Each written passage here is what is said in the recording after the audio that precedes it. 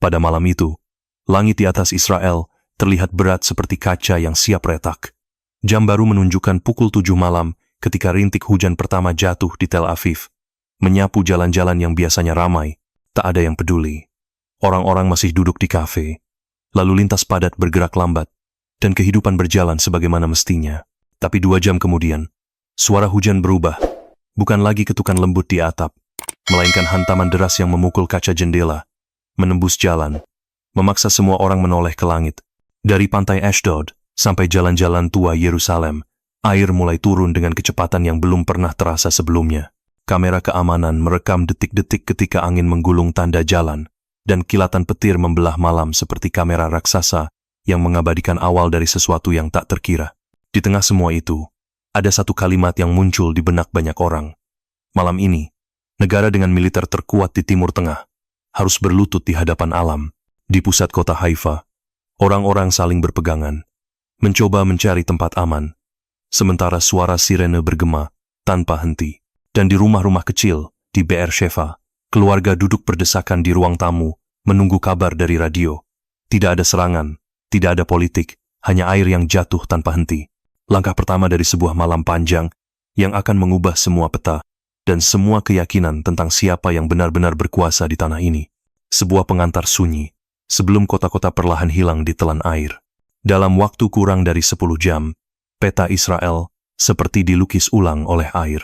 Dari Tel Aviv, yang biasanya terang benderang hingga jalan-jalan berliku di Haifa, garis kota menghilang di balik lapisan air coklat yang terus naik. Kamera udara menunjukkan atap rumah, sekolah, dan rumah sakit yang kini hanya tampak seperti pulau-pulau kecil, terkurung dalam lautan yang tiba-tiba hadir. Di Ashdod, pelabuhan yang selama ini menjadi nadi perdagangan lumpuh total, kapal-kapal ditambatkan seperti mainan, dan gudang-gudang besar tak ubahnya kotak kayu yang terapung. Yerusalem, kota tua dengan dinding batu yang selama ratusan tahun bertahan dari perang, kini takluk bukan karena senjata, tapi karena air yang menyusup ke setiap lorong, halaman, dan ruang ibadah. Di tengah pemandangan itu, Bandara Internasional Ben Gurion, gerbang utama negeri ini, berubah menjadi danau lumpur. Landasan pacu tak lagi terlihat, pesawat-pesawat parkir diam seolah tak berdaya, dan seluruh jadwal penerbangan dibatalkan. Dari atas satelit, warna tanah memudar, digantikan warna biru kehijauan yang meluas. Sebuah transformasi yang tak diinginkan, seperti kanvas yang ditumpahi cat air. Para ahli hidrologi dan arsitektur perkotaan sudah lama mengingatkan tentang kerentanan sistem drainase yang terabaikan oleh prioritas lain. Dan malam itu peringatan itu nyata adanya.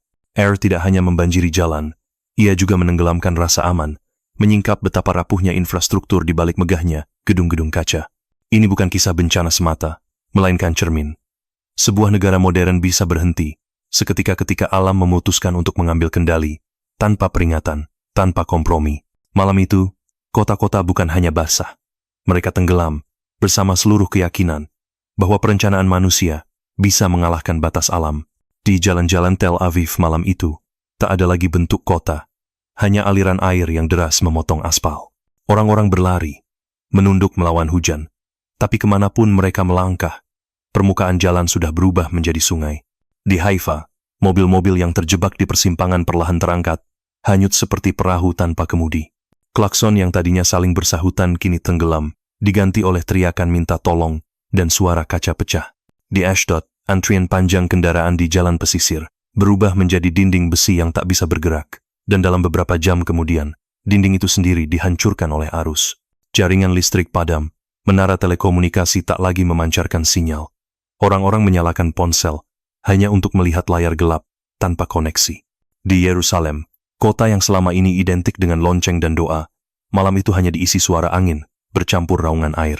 Ada orang-orang yang mendobrak pintu bus kosong, berharap menemukan tempat tinggi untuk berlindung. Ada yang membawa anak kecil di atas pundak, berjalan tanpa alas kaki, meninggalkan rumah dan harta, karena yang tersisa hanya satu pilihan, bertahan hidup. Adegan ini bukanlah film, bukan rekayasa, melainkan kenyataan pahit ketika kota modern menghadapi wajah alam yang tak bisa dinegosiasikan. Saat air menutup jalan, semua rencana darurat terasa lambat. Sistem hukum dan ketertiban yang selama ini jadi kebanggaan tak berdaya menghadapi arus. Dan di balik semua kepanikan itu, ada kesunyian yang menyelip di antara teriakan sebuah kesadaran bahwa dalam gelap dan basah, Manusia hanya bisa berharap esok pagi masih ada daratan yang bisa dipijak. Di tengah malam yang basah itu, sesuatu yang tak pernah dibayangkan terjadi. Bukan hanya kota yang tenggelam, tapi juga simbol kekuatan negara. Di pinggiran selatan Tel Aviv, markas militer yang berdiri di dataran rendah berubah menjadi kolam luas. Truk-truk lapis, baja, tank, dan kendaraan taktis yang biasanya berbaris rapi, kini mengapung miring, terjebak dalam arus. Seperti mainan plastik, para prajurit yang selama ini dikenal siap siaga di garis depan, terpaksa melepaskan senjata dan menggunakan tangan kosong untuk menyelamatkan rekan-rekan mereka yang terperangkap. Di Hakiria, kompleks pertahanan utama, di jantung kota ruang komando darurat kehilangan daya. Peta elektronik yang biasanya menyala kini padam, diganti cahaya senter yang gemetar di lorong-lorong yang sudah digenangi air. Di Beersheva, gudang amunisi yang dibangun untuk menghadapi perang justru menjadi ancaman, karena peti-peti peluru dan roket terbawa arus, sementara para teknisi berjuang mengamankan agar tidak terjadi ledakan di bawah permukaan. Lebih jauh ke utara, beberapa pangkalan pelatihan di Galilea dilaporkan lumpuh.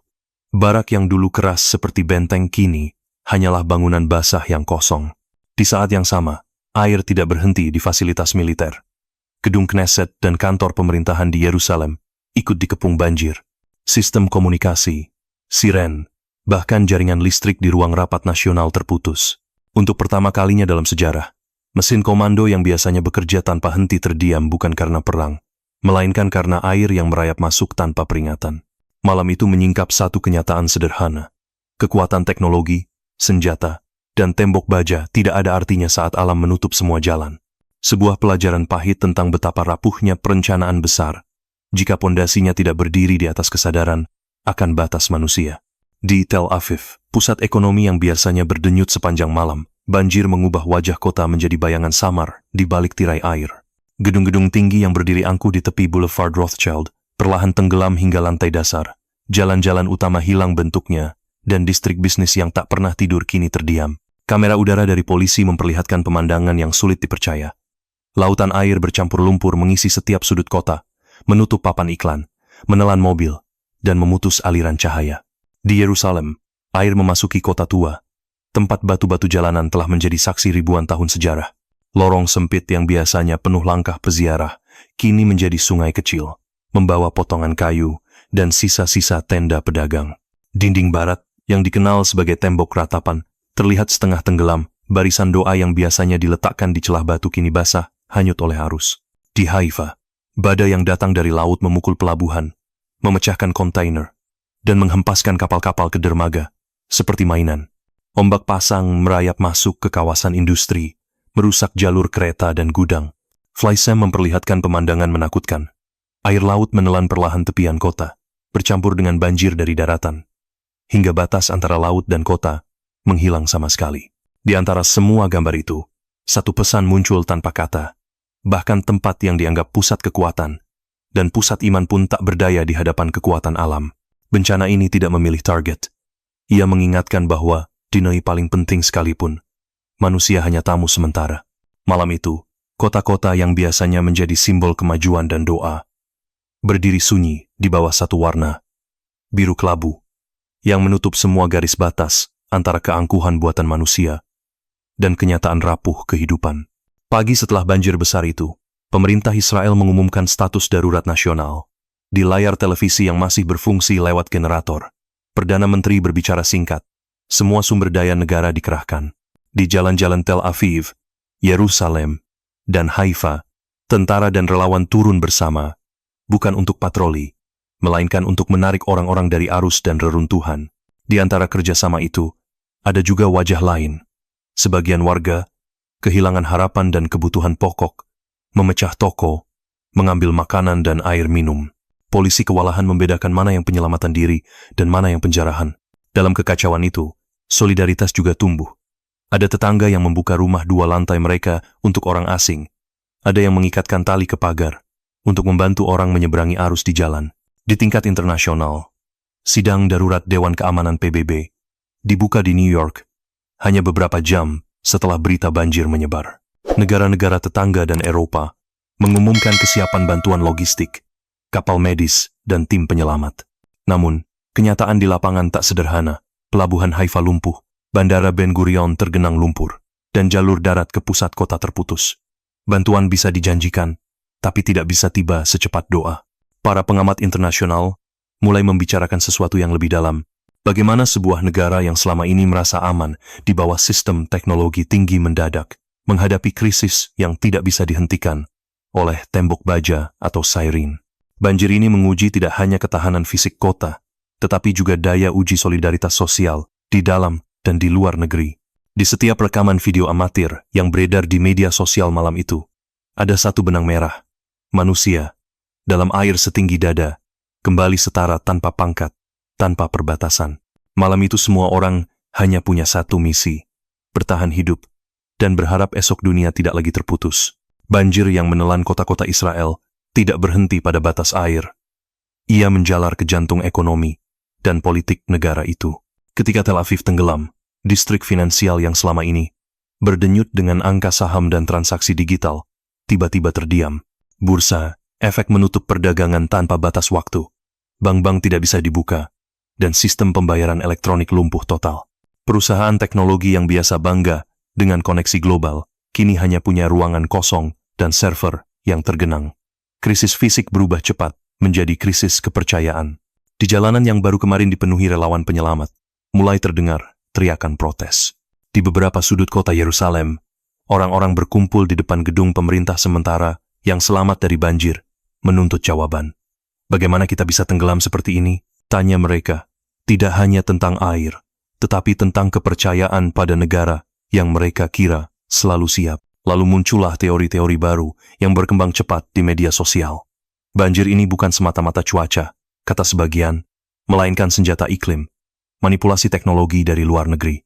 Sampai hari ini, tidak ada bukti ilmiah tentang itu. Tetapi, ketidakpastian yang ditinggalkan bencana ini menjadi tanah subur bagi spekulasi. Para peneliti dari Universitas Tel Aviv dan Haifa bersuara, menjelaskan bahwa badai ini adalah kombinasi langka dari suhu laut yang tinggi dan tekanan udara ekstrem, sesuatu yang mungkin hanya terjadi sekali dalam beberapa dekade.